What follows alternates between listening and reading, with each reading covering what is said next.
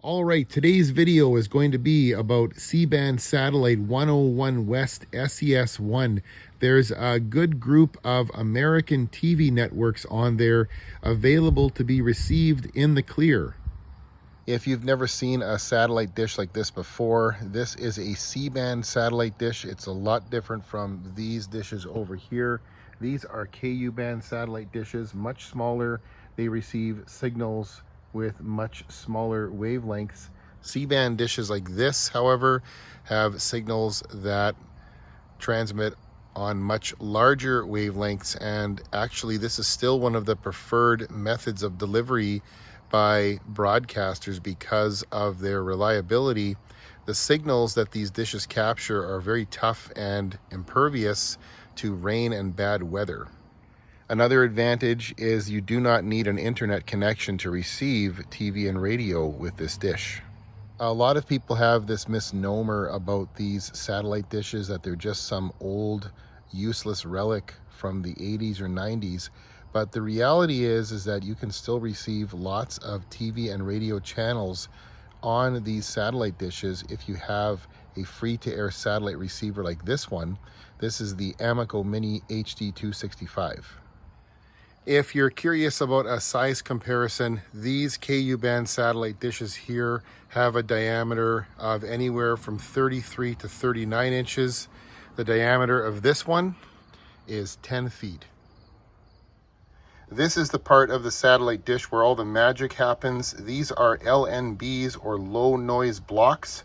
These are the antenna portion of the satellite dish. This one's much larger. It's meant for C-band.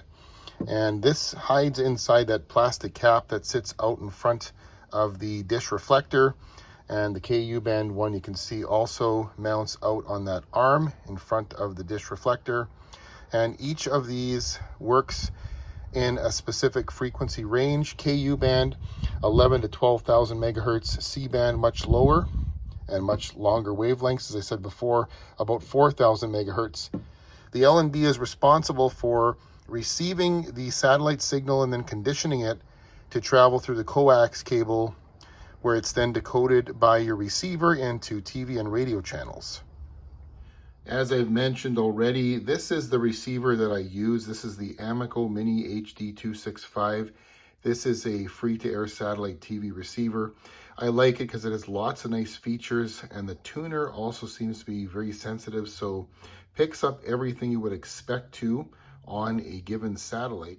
Just like with over-the-air channels received with a TV antenna, satellite signals are also digital and must be scanned into the receiver before they are watchable. In the world of TV antennas, we call that running a channel scan. In the world of satellite, we call that a blind scan. And a blind scan basically works like a channel scan. It scans all of the signals captured by your satellite dish and finds any active channels on there and loads them into your receiver. This is the lineup available on 101 West C Band right now. These first two blocks of channels are the ones that are normally in the clear. Daystar is a religious channel. And then you've got MeTV.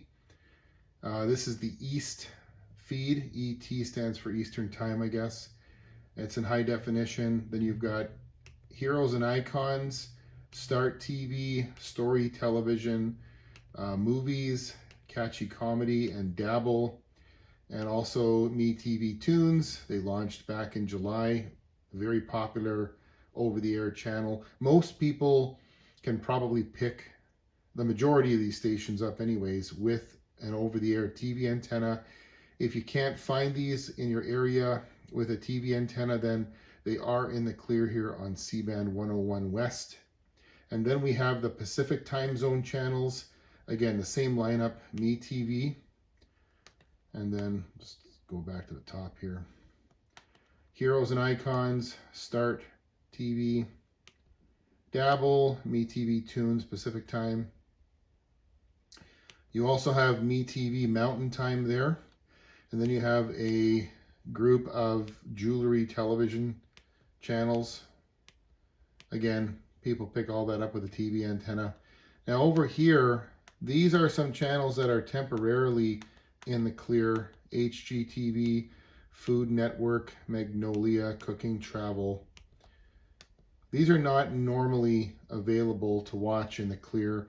Sometimes muxes of channels like this will open up if, say, a cable service is adding them to their lineup, just to make it easier for those services to bring these channels onto their lineup without any problems. But you can see the rest of the stations that are on here have a $sign. These are all encrypted.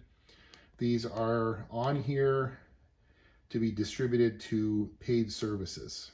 All of the channels with a $sign are in the program guide because the receiver detects the signals during the blind scan, but all of these channels are encrypted and are not watchable. Channels come and go on FTA Satellite. That's just part of the hobby.